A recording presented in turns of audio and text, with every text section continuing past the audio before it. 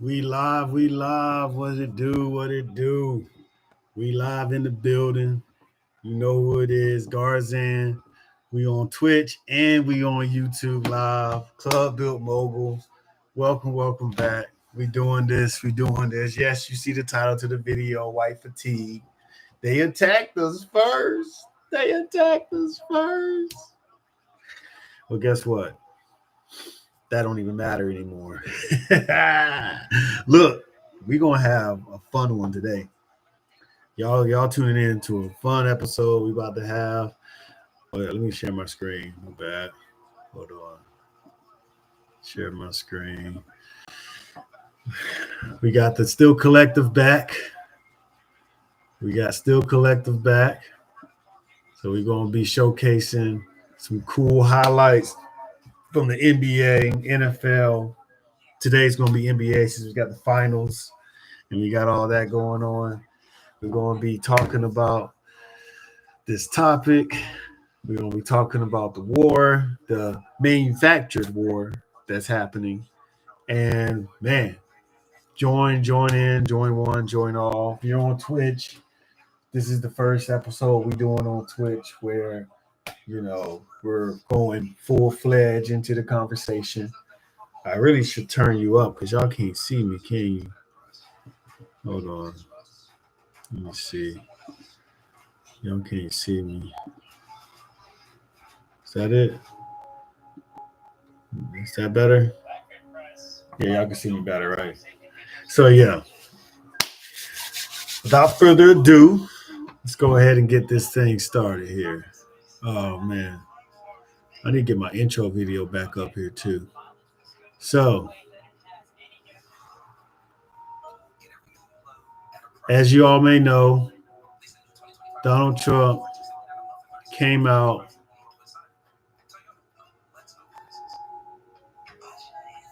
and pretty much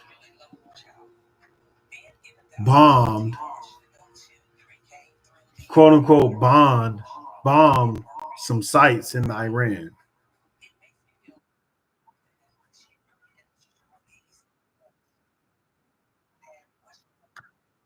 Apparently, these sites he bombed were, I guess, nuclear intelligence for Iran building a nuclear weapon. They supposed to have some type of connection to that. And I mean, we don't know. He just came out and said it. We don't know anything. I don't believe nothing that individual says, that man says. I don't believe a damn thing he says. But you can believe it. And I'm just letting you know that that's what he said. He bombed these sites. The mission was a success. There should be no retaliation. If Iran decides to retaliate, it's going to be worse. So let's get down to what's really going on, because this is a perfect topic for Club Built Mogul. This is a perfect topic for us to touch on. You Twitch streamers on there, let me know if you got anything you want to add. I do got both up here. Hold on, let me show y'all. I ain't forget about y'all on Twitch. And we're gonna talk on Twitch, we're gonna talk on YouTube, we're gonna talk to all of y'all. We haven't forgotten. I think y'all up here, right? Yeah, y'all up here. There you go. See? I got you right there on Twitch. This is just my first episode. All right. So Twitch, y'all only can see this. Oh, and that's why. Because I turned this off. Wait. Hold on. Okay. Done. Okay. There we go. My bad, y'all. Oh, there we go. There we go. Boom. Boom. That looks hilarious. Hold on. I got you. There you go. All right. All right. Boom. Oh wait. All right. Boom. So I'm actually showing just this. There you go. There you go. Boom. All right. Let's go back.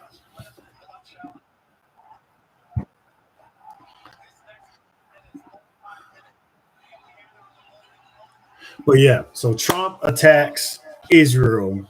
I mean, attacks Iran. Israel attacked Iran first. And now Israel is using Trump to attack Iran. So now we're in war with Iran. This is exactly what you voted for. Exactly what you voted for. And if you're a Trump supporter out there and you're behind this 100%, I need you to put your suit on. I need you to go and put your uniform on, join the military, whatever you got to do, and go out there and fight.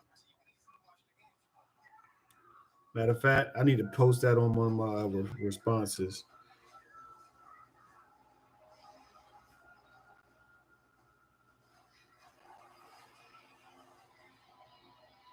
Where is he at? E2C U suited and booted for deployment. There,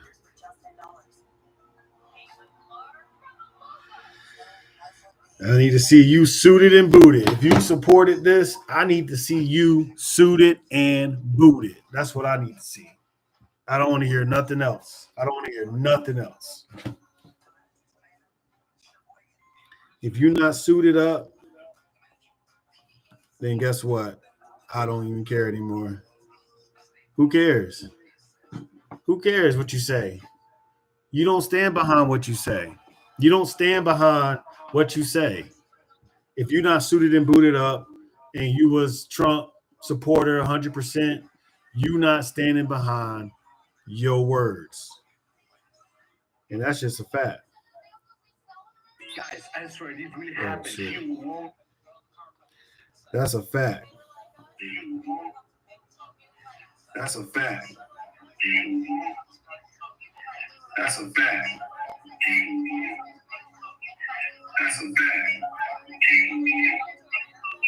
Wow. Okay. Wow. Okay. So how do I get rid of that?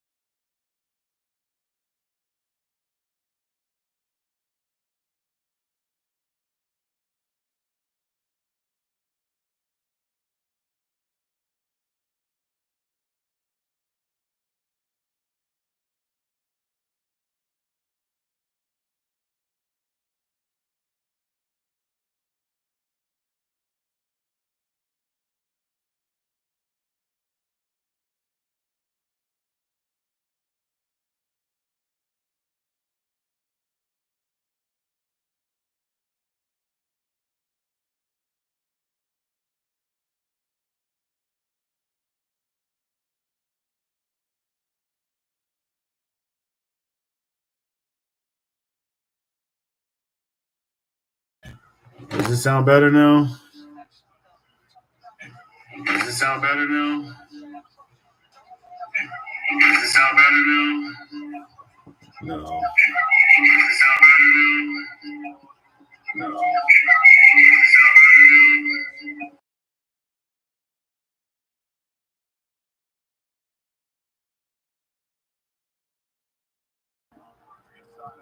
now? Let's see what it is. Let's see what it is.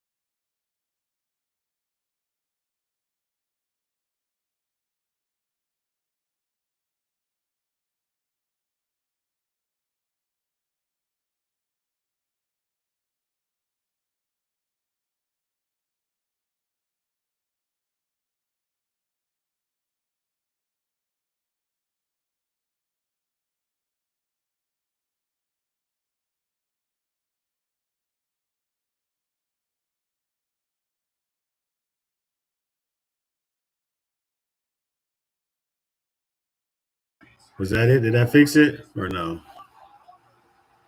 Was that it? Did that fix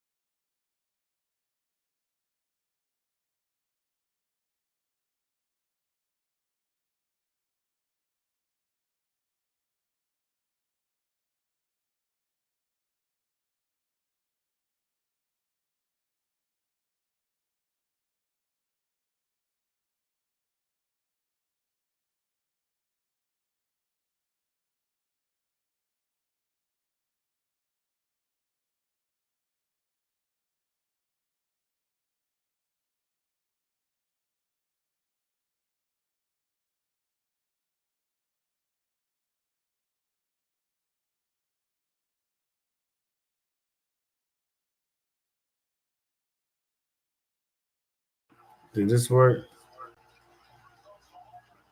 Did this work? Did this work? Okay.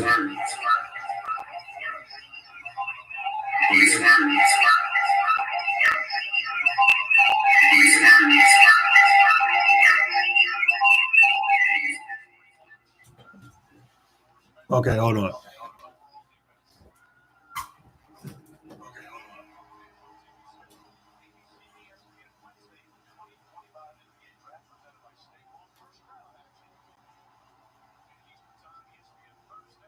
Okay.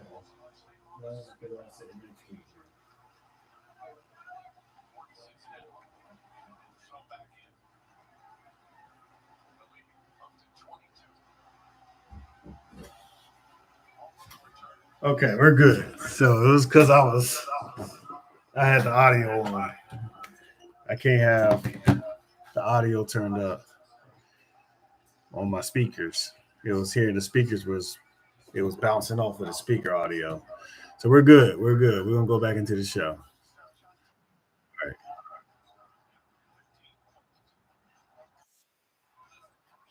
Oh yeah, Twitch can't hear the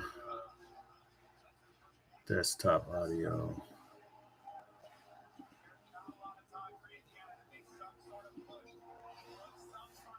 Properties. Device.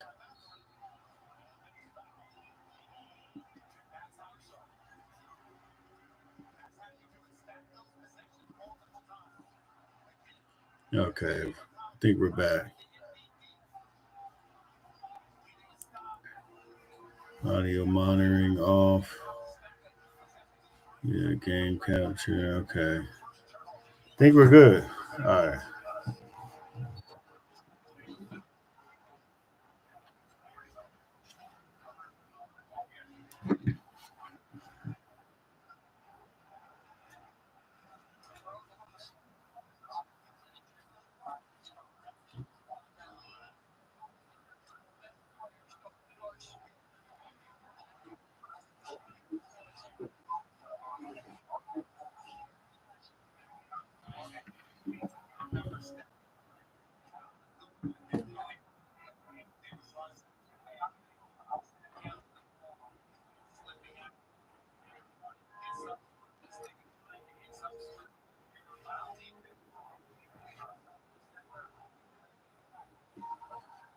Threatens our ships.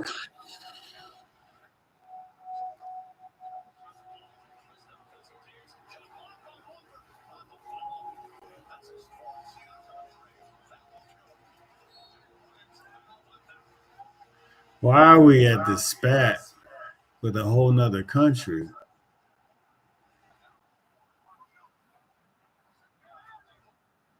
We are officially a part of a terrorist regime.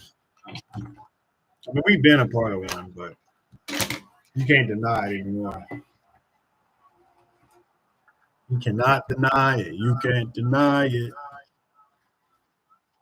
So we officially have white fatigue. It's official white fatigue.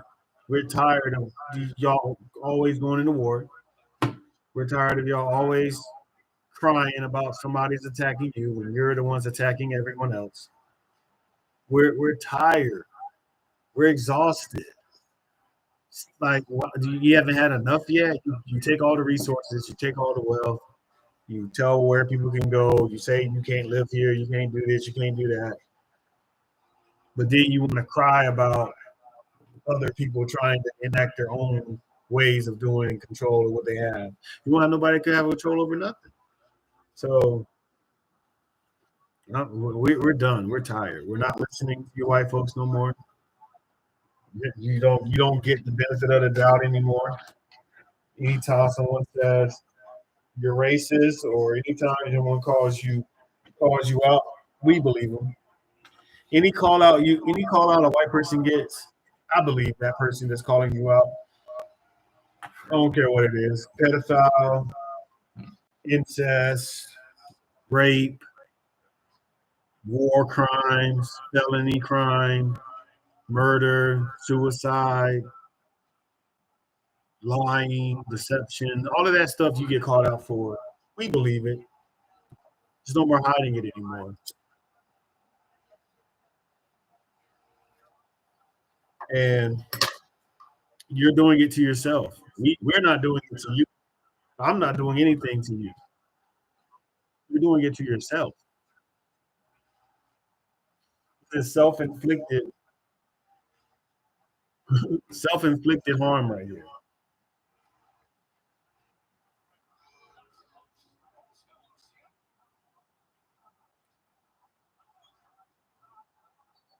Any of the pages have lost, man. They lost.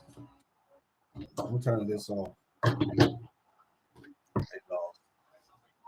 We'll get some gaming started up.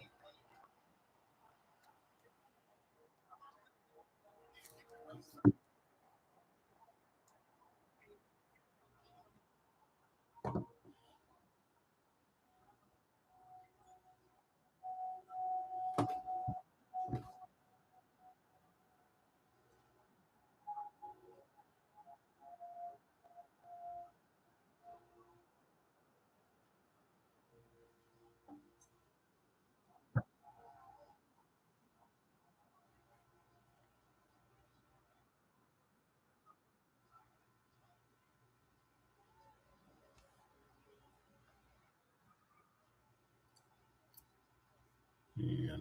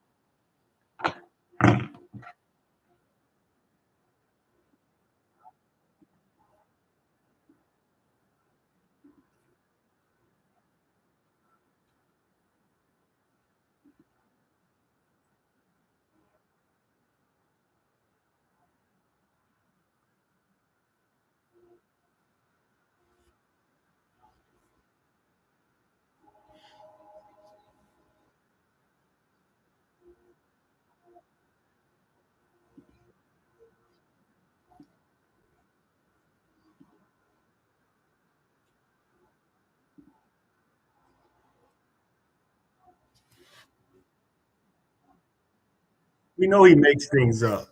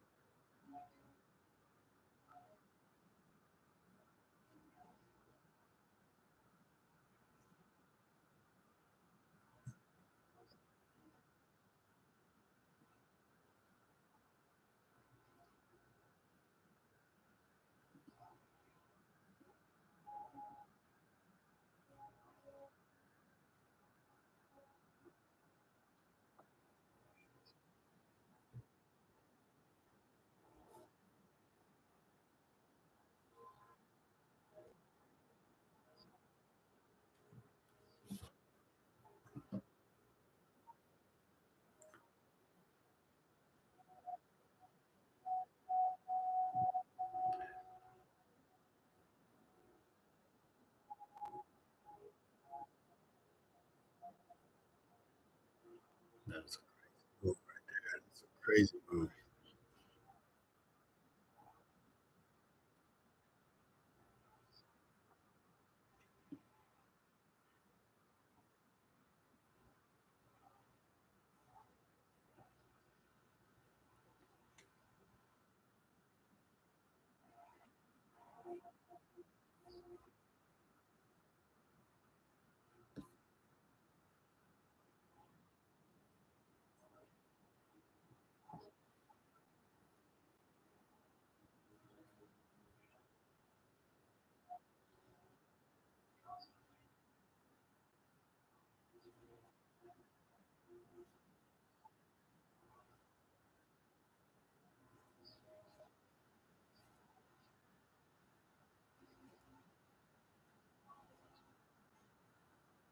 Everywhere you look, there's conflict in the world.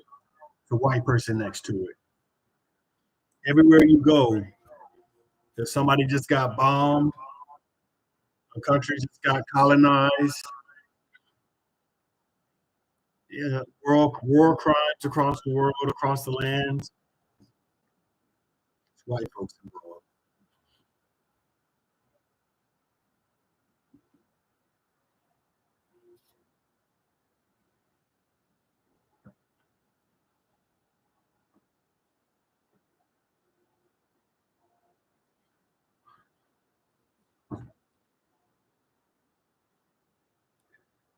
I think Iran is like 28 times bigger than Jerusalem. I don't know why they would want to pick a fight with them.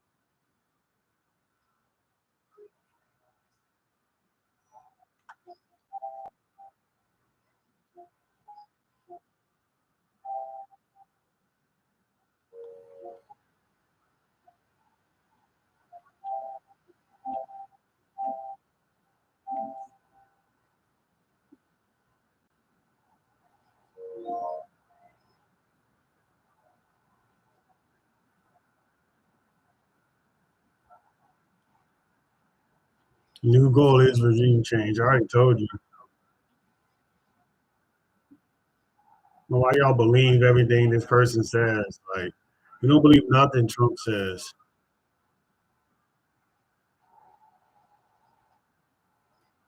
You don't believe nothing that Trump says.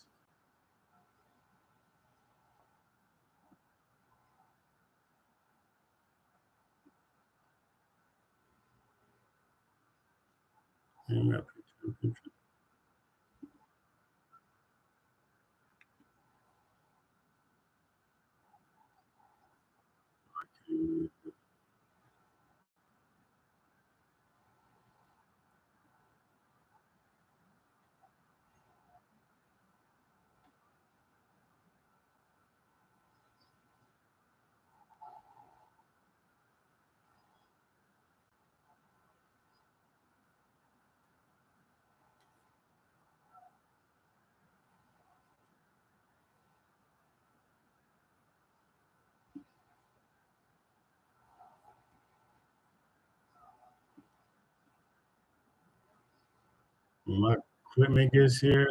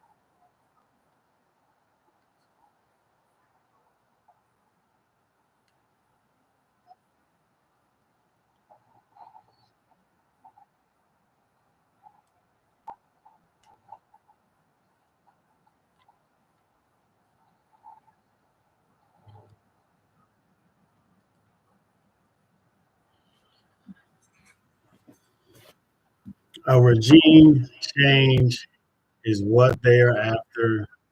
They are not in the business for negotiation. They really want to overtake and overthrow again. Damn, what was the password? No, I forgot the password to the game. Oh shit. That's what they want, a regime change. 12, 18, 74. Or is that 79?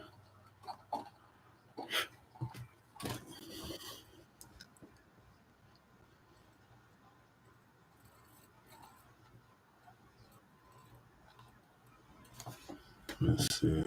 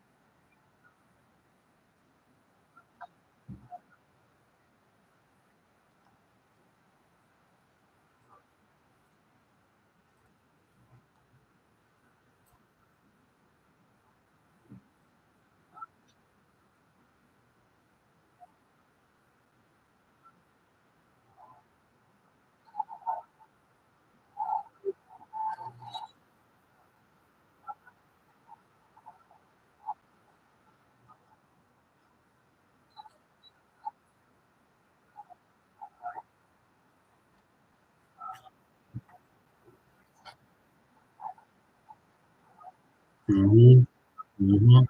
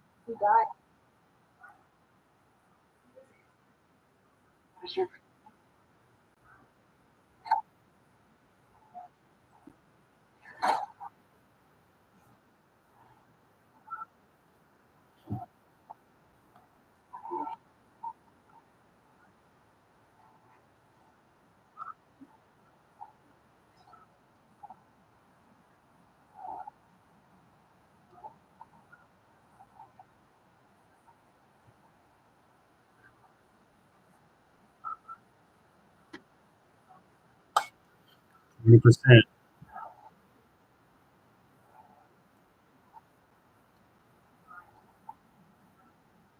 Threatening, they already pulled it.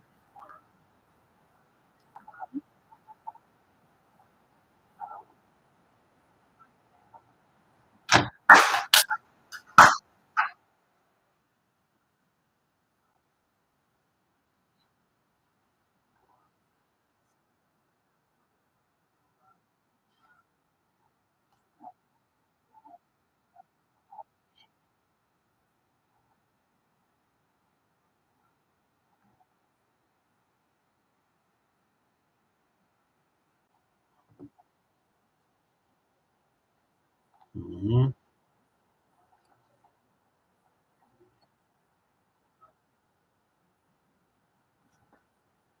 Yeah, they're already there. So that's so.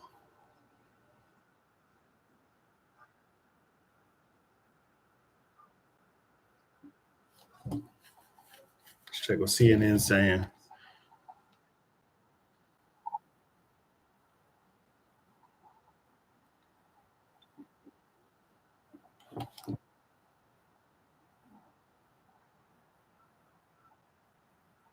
Who didn't see this coming?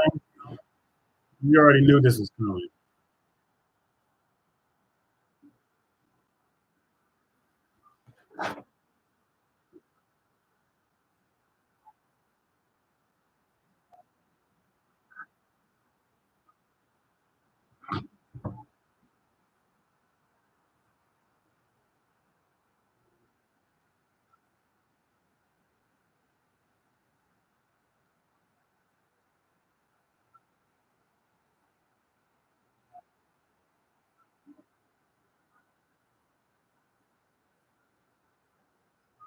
President Trump's post going through exactly what happened.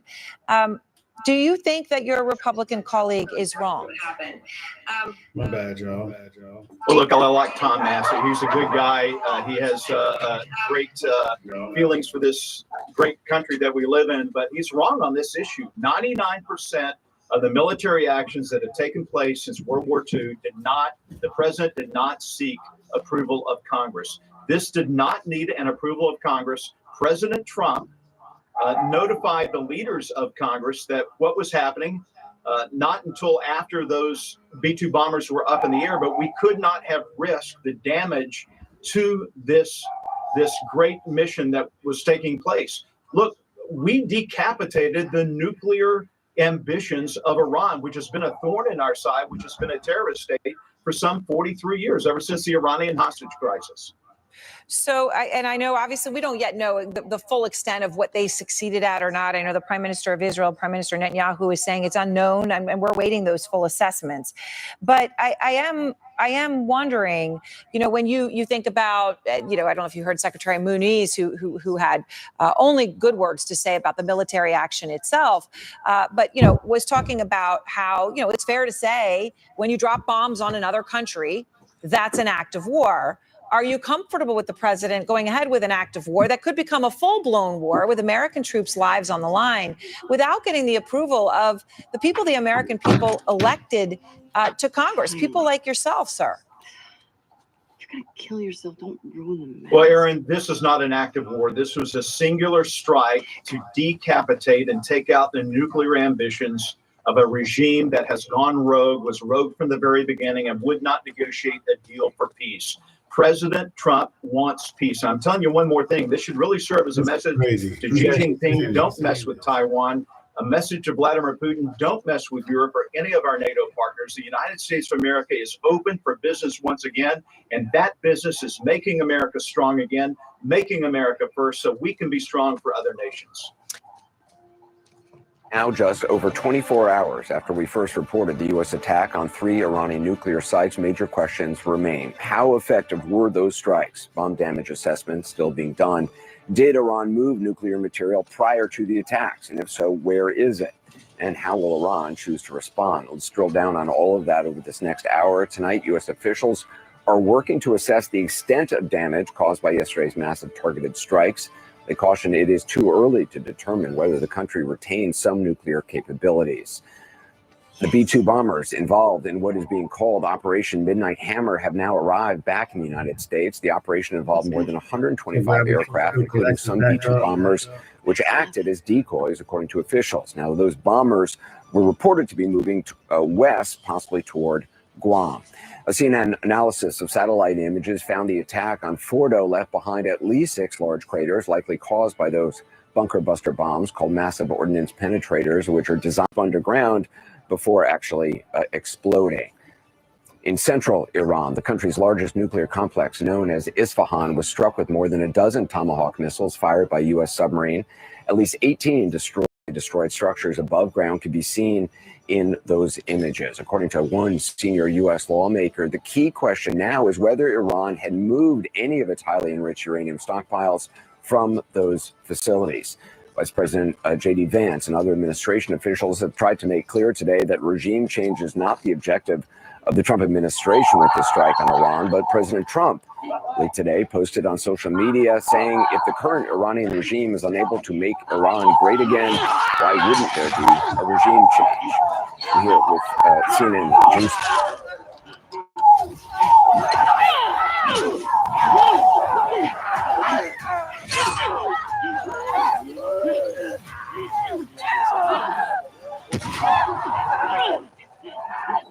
You're looking at. The anticipation is that Iran will respond. Its foreign minister has just said that they will have to respond. But the question is how. One possibility is that it uses its proxies. Hamas, Hezbollah, the Houthis, Kataib Hezbollah in Iraq. We know that obviously Hamas and Hezbollah have been severely degraded. I should just say that we're now hearing an alert, which is an indication that we... Right. So these are the alerts that go out on all our phones when you're in Israel. It's a 10-minute warning of incoming missiles or something incoming from Iran. So now the location we're in has a verbal alarm telling people to go down into bomb shelters. So we have about a 10-minute window to get down into a bomb shelter, and we'll continue to try to broadcast from that bomb shelter, and even if we can on the way down. You guys want to? Should we go down, or you want to finish this? Well, we should probably go down. We should probably go down. Let's just make sure. Do we have? Are we able to do that? Well, while they're just making sure we can get down there, let's talk about the Iranians' response. So you've got the proxies as one response. You've got a direct attack from Iran on U.S. troops. That's what we saw after the killing of Qasem Soleimani. They hit Al Assad Air Base in Anbar province. Nobody was killed because they kind of had signaled in advance that they were going to do it, but nonetheless, it was the biggest ballistic missile strike.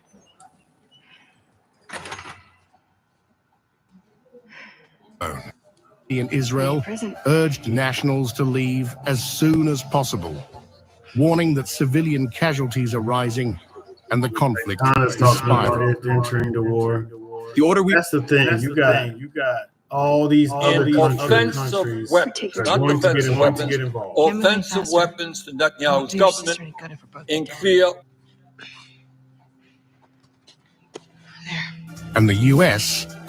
pulling it. Everybody's expecting something big to happen.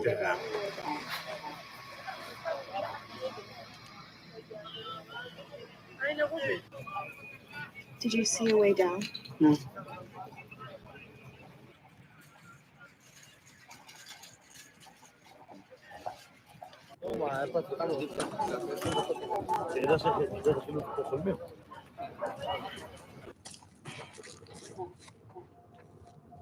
Abby, what about that?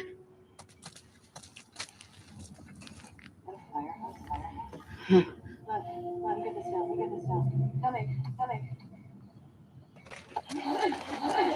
that a fire hose? Lev, come get this down. Coming.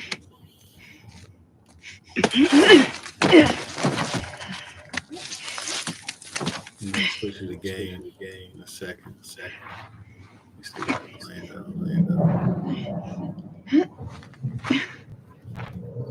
Hi, YouTube.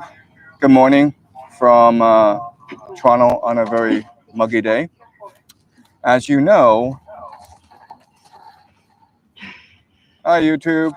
I'm gonna head down. Be careful. Come on. You got this. Hi, YouTube. Good morning from Toronto on a very muggy day.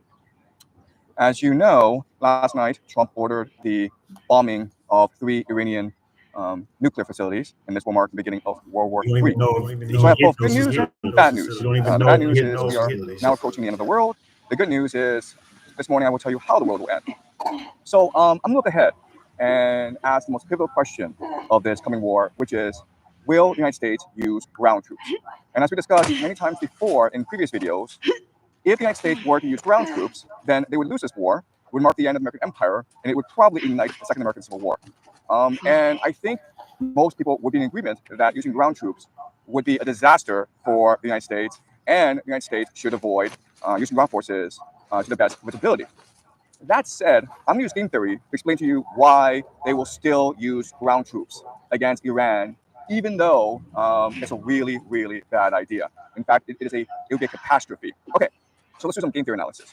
In game theory, we look at the different players. Here would be Iran, Israel, the United States. We ask 3 questions. The first question is, how do they themselves perceive the game? What game are they playing? How do they see themselves? How do they see their roles in this game? That's the first big question. Second big question is, what are their interests? What are their motivations? What are they trying to accomplish? What are their goals?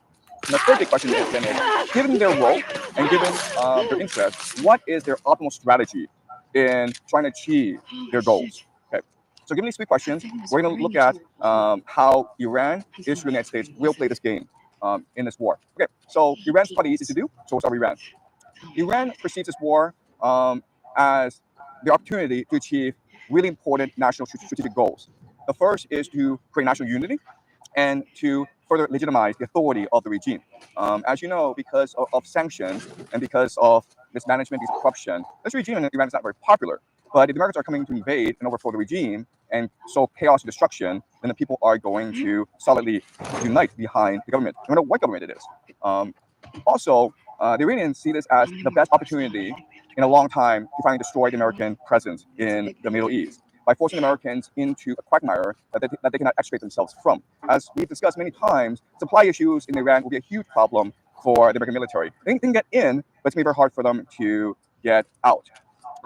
And the third strategic national interest is to create global legitimacy by defeating the Americans, right? The Shia regime is trying to be the leaders of the global Muslim movement.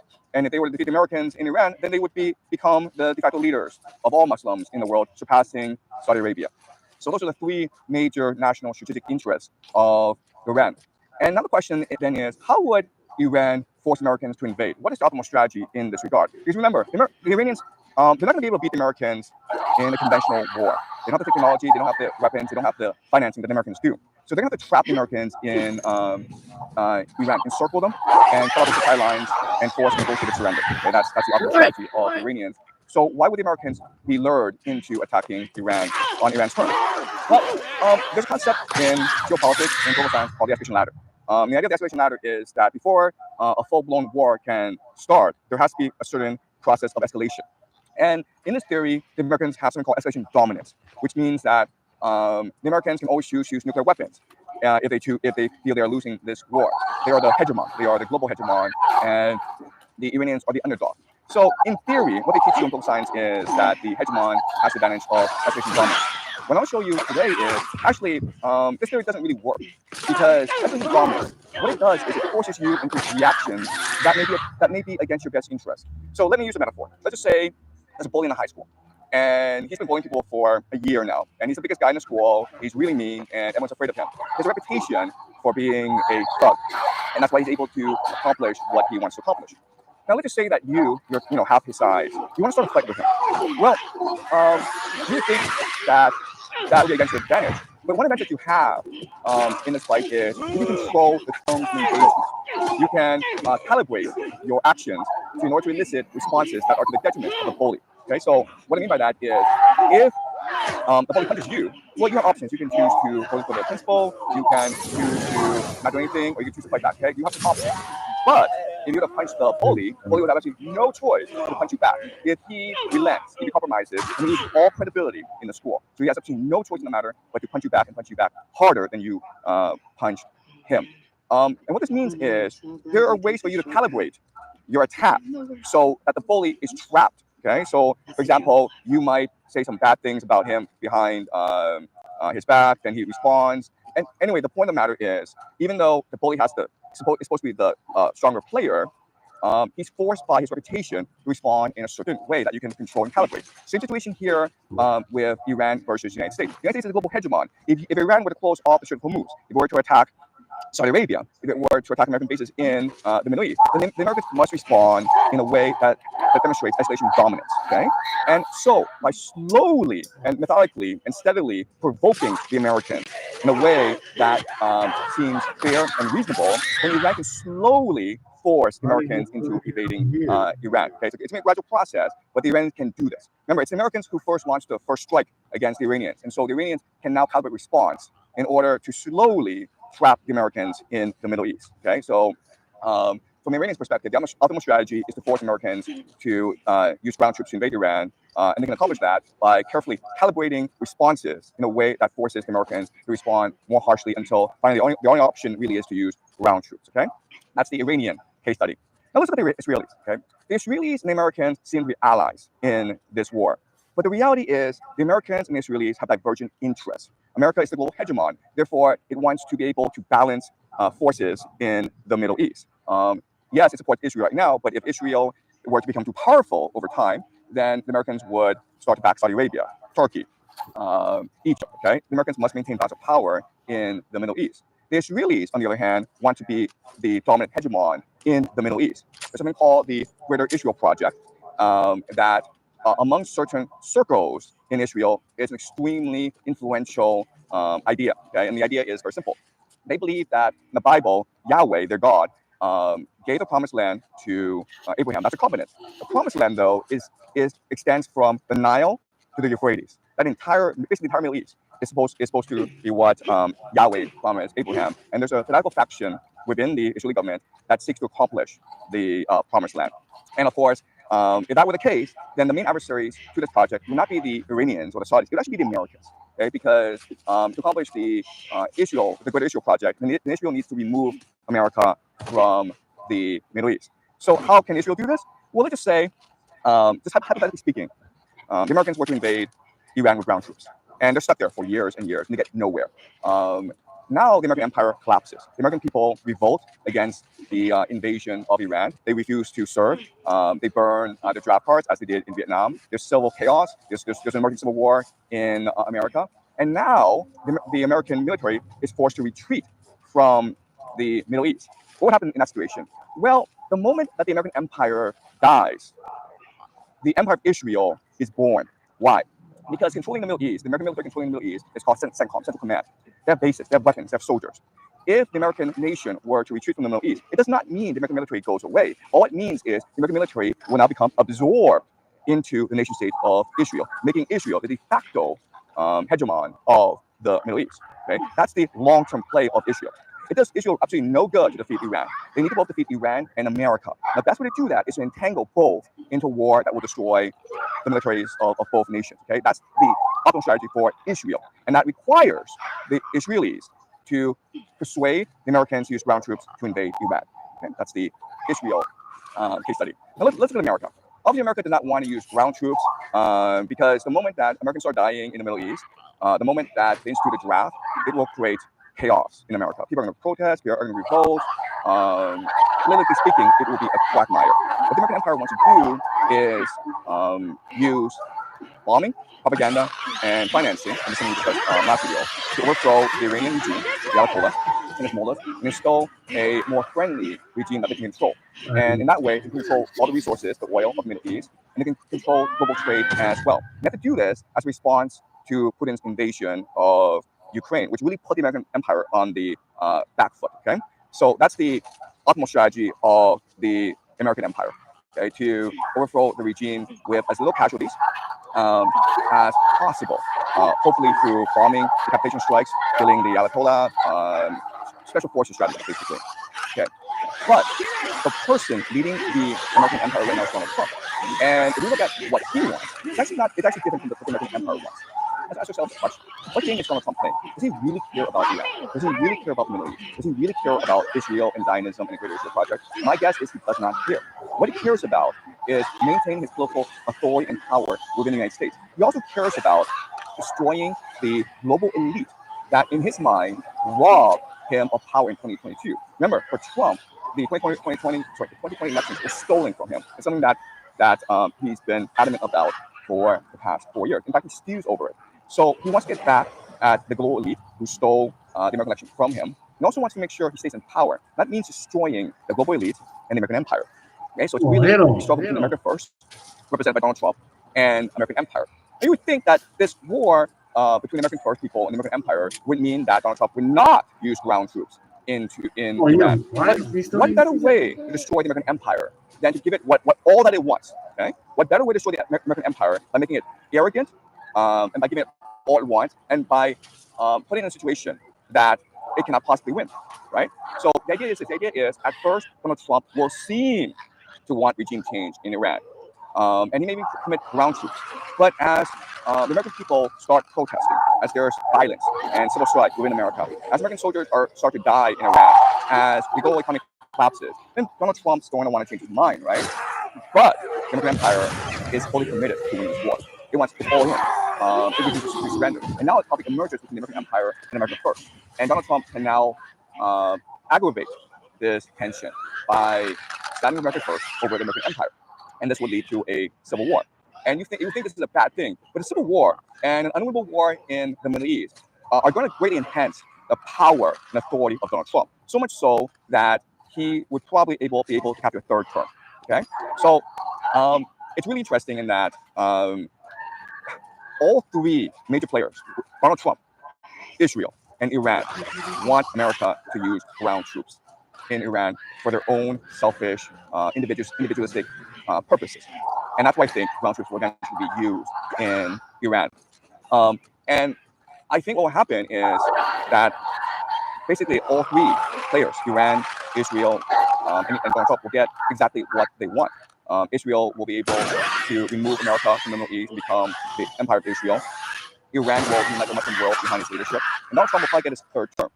Okay, that's what I see the upshot of this war being. Now, this raises a lot of questions, though, right? I mean, if Israel becomes Greater Israel, and it becomes the empire of Israel and dominates the Middle East, controlling oil and trade, then wouldn't the world unite against Israel? And unfortunately, that's part of the plan. That's part of the prophecy. Okay, and this is something that we'll discuss in the next video. Because using game theory itself is it's not enough to fully explain, understand what's going on in the Middle East. To fully understand what's going on, in my next video, I'm going to explain to you the religious ideals, the religious obsessions driving this war in the Middle East. I'm going to explain to you the idea of eschatology, which means the understanding of how the world ends. Basically, all the major players in the game, Iran, Israel, even to a certain extent the United States, the Christian Zionists in the United States, see this war in Iran as the fulfillment of biblical prophecy. They really see this as the end of the world. And that's why this war is so scary for all of us. And so in my next video, I will reveal to you the religious dimensions of this war. Okay. Some other points before I conclude this video. Some of you have reached out in my last video and said that I should not reveal my public information. I shouldn't put my family in front of the camera. And you're absolutely right. Upon reflection, I want to thank everyone who voiced their concerns. Honestly, this was all new to me. I was a high school teacher teaching my students, and now I'm internet famous. And everyone's looking to me for some guidance as to this US-Iran war. I'm flattered, but I'm also overwhelmed by the attention, the Middle East. So how can Israel do this? Well, let's just say, just hypothetically speaking, the Americans were to invade Iran with ground troops, and they're stuck there for years and years, and they get nowhere. Now the American empire collapses. The American people revolt against the invasion of Iran. They refuse to serve. They burn their draft cards as they did in Vietnam. There's civil chaos. There's an emerging civil war in America. And now the American military is forced to retreat from the Middle East. What would happen in that situation? Well, the moment that the American empire dies, the empire of Israel is born. Why? Because controlling the Middle East, the American military controlling the Middle East is called CENTCOM, Central Command. They have bases, they have weapons, they have soldiers. if the American nation were to retreat from the Middle East, it does not mean the American military goes away. All it means is the American military will now become absorbed into the nation state of Israel, making Israel the de facto hegemon of the Middle East. Okay, that's the long-term play of Israel. It does Israel absolutely no good to defeat Iran. They need to both defeat Iran and America.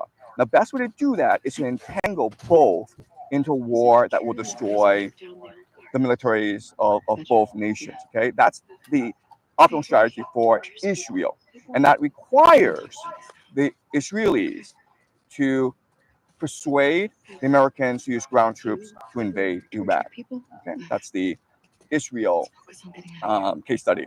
Now let's look at America. Obviously, America does not want to use ground troops because the moment that Americans start dying in the Middle East, the moment that they institute a draft, it will create chaos in America. People are going to protest, people are going to revolt. Politically speaking, it will be a quagmire. What the American Empire wants to do is use bombing, propaganda, and financing, and this is something we discussed last video, to overthrow the Iranian regime, the Ayatollah, and its mullahs, and install a more friendly regime that they can control. And in that way, they can control all the resources, the oil of the Middle East, and they can control global trade as well. And they have to do this as a response to Putin's invasion of Ukraine, which really put the American Empire on the back foot. Okay, so that's the optimal strategy of the American Empire. Okay, to overthrow the regime with as little casualties as possible, hopefully through bombing, decapitation strikes, killing the Ayatollah, special forces strategists, basically. Okay, but the person leading the American empire right now is Donald Trump, and if we look at what he wants, it's actually not. It's actually different from what the American empire wants. Let's ask ourselves a question: what game is Donald Trump playing? Does he really care about Iran? Does he really care about the Middle East? Does he really care about Israel and Zionism and the Greater Israel Project? My guess is he does not care. What he cares about is maintaining his political authority and power within the United States. He also cares about destroying the global elite that, in his mind, robbed him of power in 2022. Remember, for Trump, the 2020 elections were stolen from him. It's something that he's been adamant about for the past 4 years. In fact, he stews over it. So he wants to get back at the global elite who stole the American election from him. He also wants to make sure he stays in power. That means destroying the global elite and the American empire. Okay, so it's really a struggle between America First, represented by Donald Trump, and American empire. And you would think that this war between the American First people and the American empire would mean that Donald Trump would not use ground troops in Iran. But what better way to destroy the American empire than to give it what all that it wants? Okay, what better way to destroy the American empire by making it arrogant, and by giving it all it wants, and by putting it in a situation that it cannot possibly win, right? So the idea is this. The idea is, at first, Donald Trump will seem to want regime change in Iran, and he may even commit ground troops. But as the American people start protesting, as there's violence and civil strife within America, as American soldiers start to die in Iran, as the global economy collapses, then Donald Trump's going to want to change his mind, right? But the American empire is fully committed to winning this war. It's all in. It refuses to surrender. And now a conflict emerges between the American empire and America First.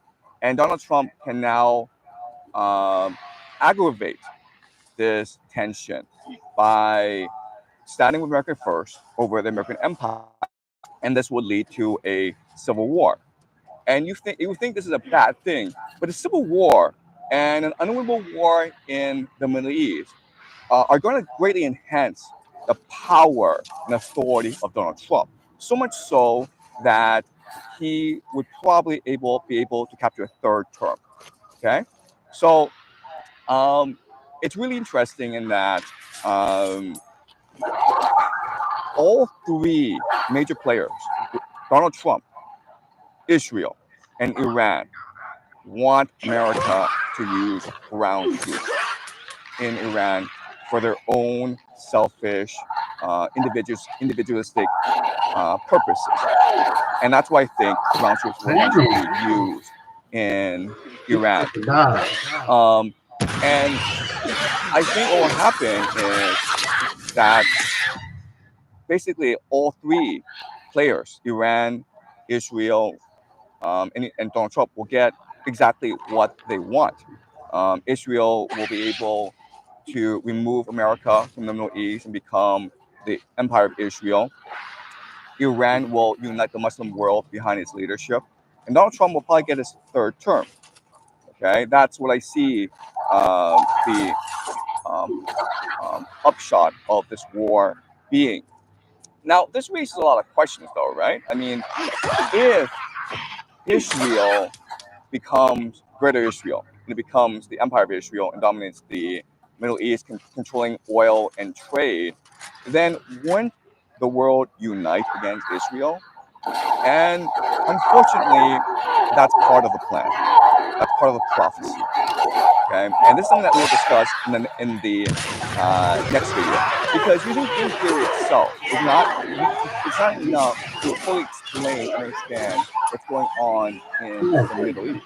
To fully understand what's going on, in my next video, I'm going to explain to you the religious ideals, the religious obsessions driving this war in the Middle East. I'm going to explain to you the idea of eschatology, which means the understanding of how the world ends.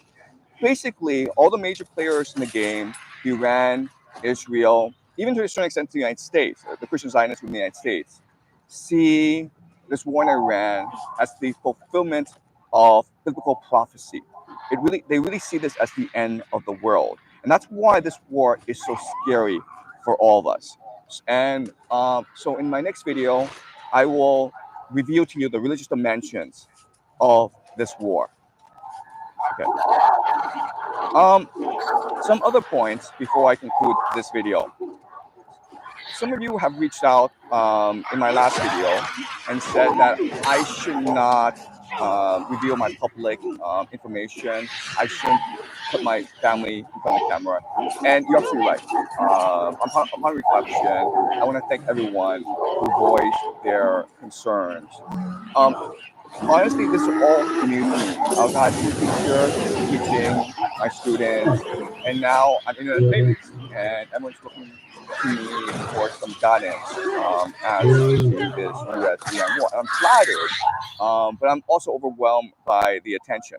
I'm an educator. I want to continue to educate people on how this war is going to unfold so that you will be better prepared.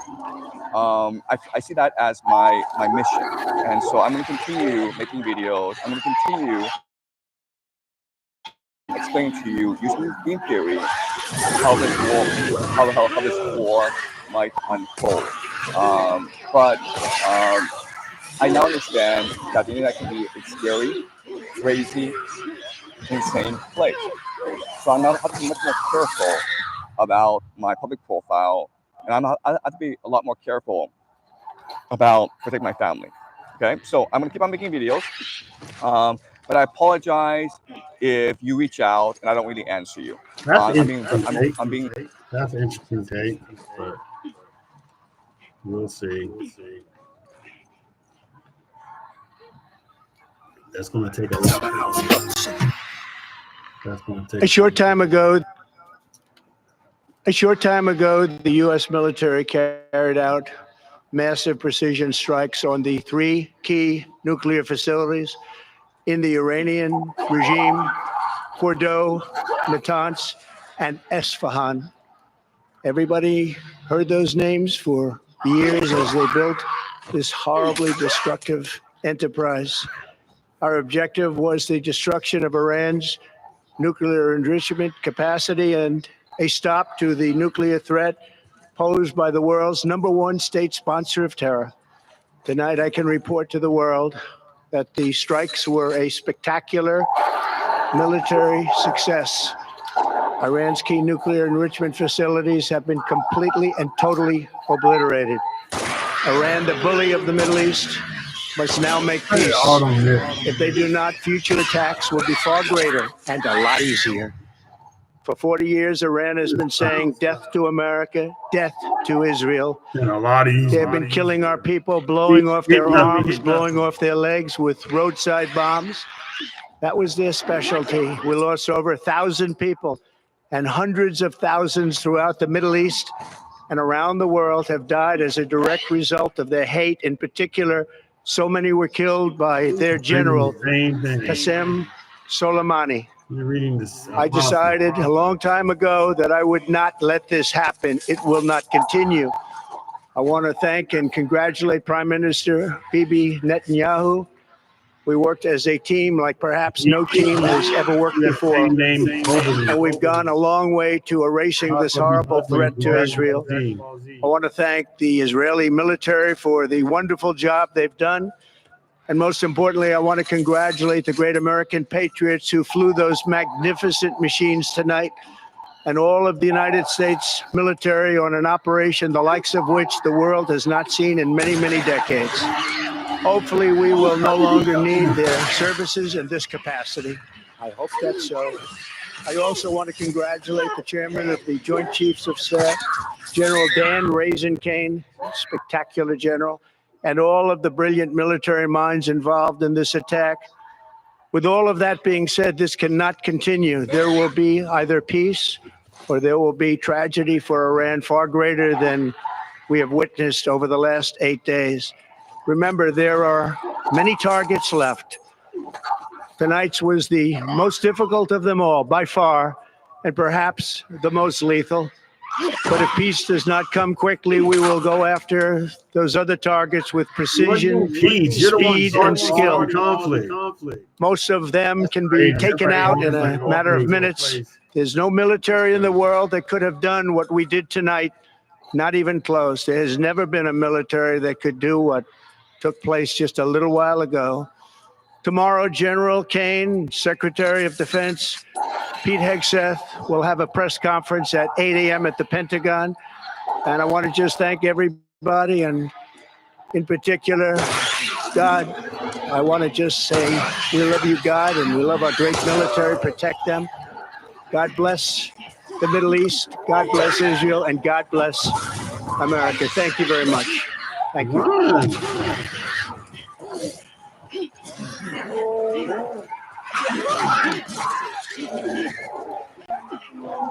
While the last segment might have been somewhat satisfying, it was still heavy. You know, the stories about Gaza are difficult to cover. But I wanted to kind of pivot over to the topic of a potential war with Iran, which honestly, the United States has been pressured to engage in, not just over the last few years, not just over the last decade, but for literally decades. Now, oftentimes when we talk about Israel and how I believe that we're being pressured by Israel to go to war with Iran on Israel's behalf, it's because I know too much, I've seen too much, and honestly, Netanyahu can't keep his mouth shut. So that's what this segment's about. I want to put our current moment in historical context. And with that being said, let's get into it. The Israeli newspaper Ma'ariv has reported Israel's former Prime Minister Benjamin Netanyahu has publicly said the September 11th attacks have been good for Israel. Netanyahu said, quote, "We're benefiting from one thing, and that is the attack on the Twin Towers and Pentagon and the American struggle in Iraq." Obviously, we'd like to see a regime change, at least I would, in Iran, just as I would like to see in Iraq.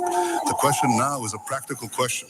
What is the best place to proceed? It's not a question of whether Iraq's regime should be taken out, but when should it be taken out? It's not a question of whether you'd like to see a regime change in Iran, but how to achieve it.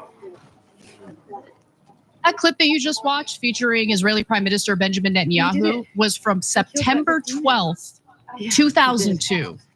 Prior to the U.S. preemptive invasion and war in Iraq. And interestingly enough, he, name drops Iran as he is encouraging the United States to go to war with Iraq. Now, of course, Israel had an interest in the United States fighting a war in Iraq, even though Iraq had absolutely nothing to do with 9/11. And what we should do, and what I really wish our political class would be willing to do, but they're all too corrupt to do it, is maybe consider the mistakes that were made in the lead up to the preemptive war in Iraq and how we were being goaded by the likes of Benjamin Netanyahu to do that invasion based on a false premise. And that false premise was that Iraq had weapons of mass destruction.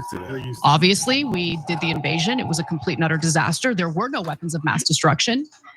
And of course, everyone should be asking, why the hell did we invade a country that had absolutely nothing to do with 9/11 and really posed no threat to US national security, especially because they did not have weapons of mass destruction? Now, the fact that they didn't have those weapons didn't stop Netanyahu from lying to the American people and the American government. And when the US finally invaded Iraq in 2003, do you think the IDF joined us in that war? No, they sat back. They watched, they enjoyed, as over 4,000 American soldiers died, as hundreds of thousands of Iraqi civilians died. So now we're thinking about a potential war with Iran. Does Iran pose a national security threat to the United States? No, they don't. Sure did. Does Iran pose a national security risk or threat to Israel? Yeah, they do. If Israel wants to fight that war, they should fight that war, but Israel doesn't want to fight that war. They want you or your kids to fight that war. They want you or your kids or your family members to pay for that war. Can I ask you a question? Nope. And that's a super strong statement to make. I get it. Until you actually look into the history and the decades of statements and lies that have been uttered by Benjamin Netanyahu, the current prime minister of Israel. So let's get into that. Israel's current prime minister, Benjamin Netanyahu, has been pressuring the United States to fight its wars in the Middle East for decades. Okay, so in every instance that I'm going to show you, he lies and fearmongers about Israel's enemies allegedly developing nuclear bombs or having weapons of mass destruction. And if you're wondering where the Bush administration got that idea, who planted the seed that Iraq had weapons of mass destruction, look no further than Netanyahu, who as early as December of 1990 was already spreading lies about the threat of these Middle Eastern countries. So here he is, this is December of 1990 on the Today Show. Let's hear what he had to say. I think I've stated our policy, and I think it's very much your policy. That is, the question is really, how do we ensure that these weapons of destruction, these missiles, these chemical weapons, the nuclear program that is fast accelerating in Iraq, that these do not pose a threat in the aftermath of the crisis, assuming it gets out of Kuwait. This is an issue for the entire international community. Saddam Hussein did not have possession of chemical weapons. He did not have possession of weapons of mass destruction. He was not developing a nuclear bomb. That was a lie. And just think about the timing here. This isn't December of 1990. Okay, so you have Netanyahu already going to work. All right, how do we manufacture consent for war in Iraq? Not a war that we Israelis want to fight, but we want to get Americans to fight it for us. So he began planting that seed, but it didn't take long for Netanyahu. A short time ago, the U.S. military carried out. They want us fighting this war. We will not do it. I'm doing a thing for Isaac. We're moving That's all these assets. America is achieved by the people. It's the same video. It's something away from A short time ago. Well, everything's getting change and up. Take a look. The president of Hey, is Nora around? Yesterday she said she was shipping out here. the president of peace, the peace president, he who will end the foreign wars, the president of peace. The peace president has struck Iran's nuclear facilities Fordow, Natanz, and Esfahan. Donald Trump yesterday moved B-2 bombers across the Pacific. Some stuff like I don't know if Donald Trump was fainting with that move. I don't even know how close American assets were at that point. It doesn't really surprise me we had assets in the area. I mean, we have ships in the Pacific already. We should have known this was coming. The moving of U.S. personnel throughout the Middle East away from danger, the moving of B-2 bombers in the Pacific. We should have seen this one coming. Donald Trump has struck Iran's nuclear facilities. And this is the peace president. MAGA sat there and flogged us all to death over Joe Biden aiding Ukraine in their struggle against Russia. They kicked and screamed and whined and complained about that. And now their savior, their hero, their king, their prince, Donald Trump has personally instructed the U.S. military to strike facilities in Iran without congressional approval. And MAGA at this point is half celebratory and half whiny and complaining. Let's see what Trump himself had to say. Donald Trump himself said this: "We have completed our very successful attack on the 3 nuclear sites in Iran, including Fordow, Natanz, and Esfahan. All planes are now outside of Iranian airspace. A full payload of bombs were dropped on the primary site, Fordow. All planes are safely on their way home. Congratulations to our great American warriors. There is not another military in the world that could have done this. Now is the time for peace. Thank you for your attention to this matter. Unfortunately, the president, Donald John Trump." So I'm curious to see MAGA's response to this. I need to see Dave Smith calling for an impeachment. I need to see all of right-wing media keeping that same energy. But see, the reality is that energy will not be kept. Thomas Massey was the only Republican to be willing to sign a bill that would inhibit Donald Trump's ability to wage war unilaterally. Thomas Massey was the only Republican willing to do it. Marjorie Taylor Greene was talking a great game on social media about how we need to choose peace and not war, and President Trump needs to understand that. That was Marjorie, all up and down talking about peace, not war, and no more wars. White people, I mean the American people, are tired of all these foreign wars. And you know, that's the kind of talk she had going on for the last day or two. Now all of a sudden, Donald Trump does the strikes. Now let's see who's really about it. Let's see who's real. Because see, I was willing to say, hey, I could see rough down there. I'll be fine. Of course. Ashkenazi. Okay, they are. That's what they. I had nothing to do with this. The United States is officially. What is going on?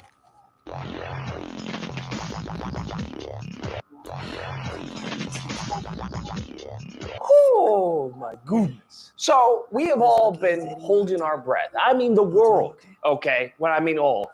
In regards to whether or not the U.S. is going to war with Iran, you know, with Israel, okay? That's what we've all been waiting. Are we in or we out? Are we in or we out? And Trump seems to be giving us this non-answer. The same thing that he was doing when it came to tariffs, right? Where it's like, well, we're going to do tariffs, we're going to do 25, now we're going to do 50, now we're going to do 0. Where it's in and out. Where are you two going? Grab Abby. Ready to head out. Well, I still got boxes on the 3rd floor. Can you two bring them first? Road's pretty full. In and out, in and out. That's where he got the name Taco. Trump always chickens out. We're going to do tariffs, but we're not going to do tariffs. We're going to do tariffs, we're not going to do tariffs. Tariffs are a beautiful thing, but they're also hurting, you know, the country. It's the same thing that he's doing when it comes to immigration. Oh, we're going to deport all the illegals, but not these illegals. We're going to deport all of them, but not these. We're going to deport all the criminals, but we're also going to deport them. Bro, what are you doing? What is going on, fam? Doesn't anyone notice this? I feel like I'm taking crazy pills. This is like a schizophrenic bipolar president And nobody is acting like this isn't normal. Everyone seems to be acting like, oh yeah, this is just Trump. This should not be normalized, okay? Someone who has the inability to make a decision as the highest, person of the land, okay, the president of the United States, that is problematic at the barest minimum, okay? He's done this with tariffs, he's done this with immigration, and now he's doing this with war? That's what he's doing this with. And he has this famous line of 2 weeks. Everything is 2 weeks. 2 weeks this, 2 weeks that, 2 weeks this. You trust President Putin? You know, in about 2 weeks. In your mind, is Ukraine doing enough to get this? I'd rather tell you in about 2 weeks from now. Do you still believe that Putin actually wants to end the war? In about 2 weeks, I think you're going to find some very interesting items coming to the forefront over the next 2 weeks. We've got the plan largely completed, and we'll be filing it over the next 2 or 3 weeks. We're going to be having a news conference in about 2 weeks. I will make that decision, I would say, over the next 2 weeks. And I'll be making a big decision on the Paris Accord over the next 2 weeks. At some point in the next 2 weeks or 3 weeks, I'm going to be setting the deal. Over the next 2-3 weeks. In about 2 weeks. Within 2 weeks. In 2 weeks.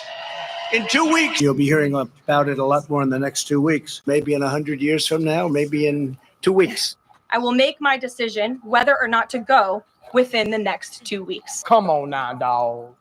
I'm sorry. Maybe it's just me, but this is beyond frustrating. It's beyond irritating when someone's giving these non-answers. Maybe I will, maybe I won't. You don't know that I'm going to even do it. You don't know. I may do it. I may not do it. I mean, nobody knows what I'm going to do.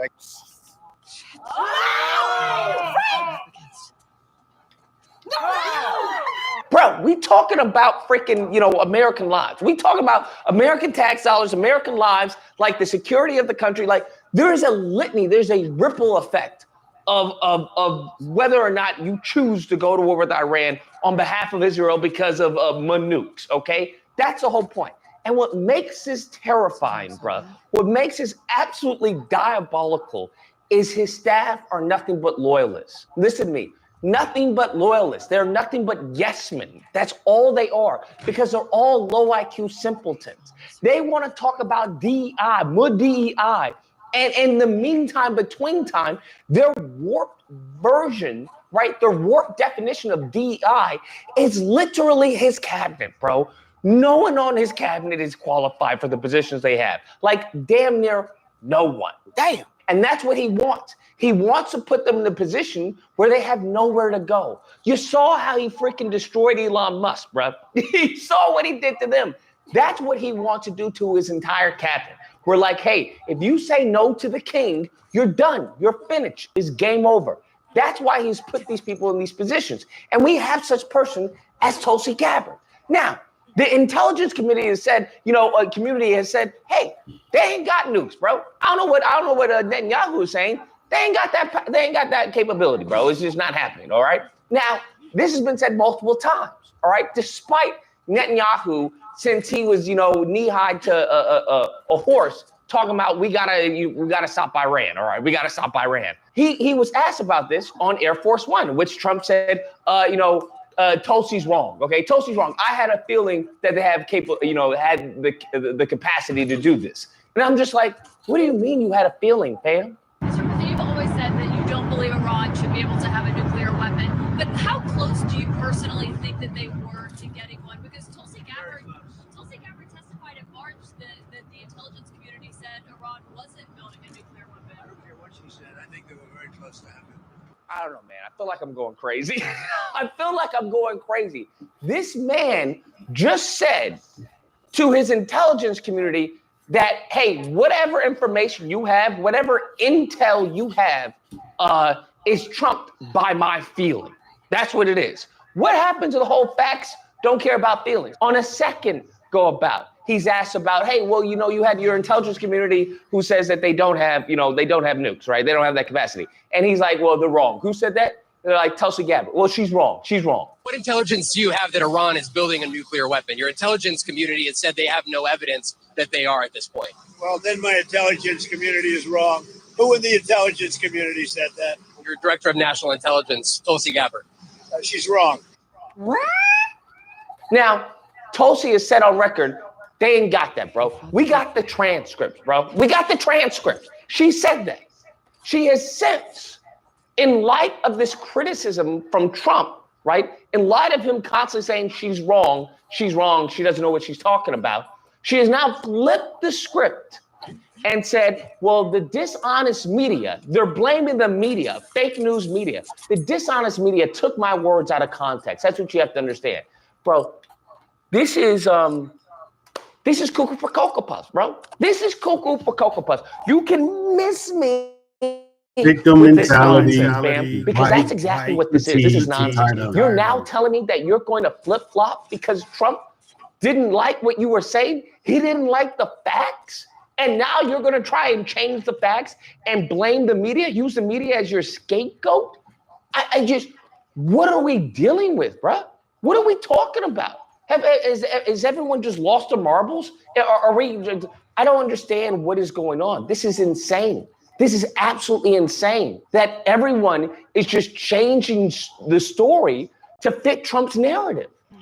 Despite the facts, despite the better judgment, hell, even despite the base, they've managed to cause like a civil war within the MAGA brain rot community, where you have people are like, oh, we gotta, Israel's our greatest ally, and then other people are like, we shouldn't go to war. I thought he said no new wars, right?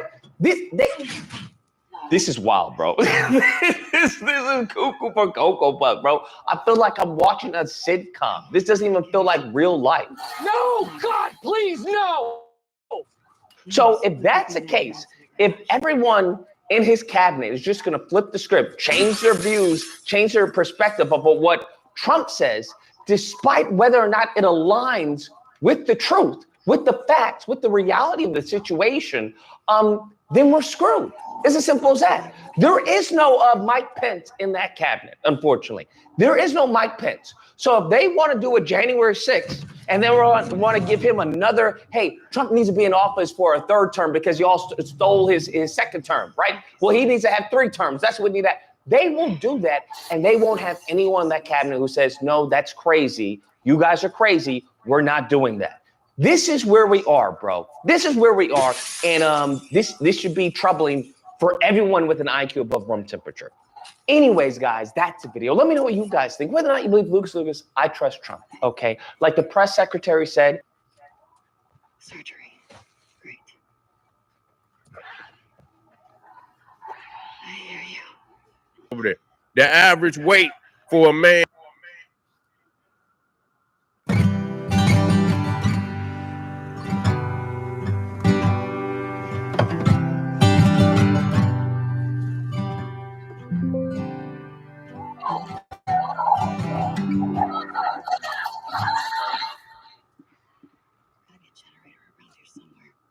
Average weight for a man gonna be about 130 pounds when they get done with them motherfuckers.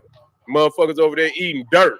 You see what I'm saying? So a motherfucker can't eat no bomb, so they'll starve a motherfucker. You see, but it didn't happen, and a lot of people is just speculating that Russia and China ain't about to do a goddamn thing, because they already know.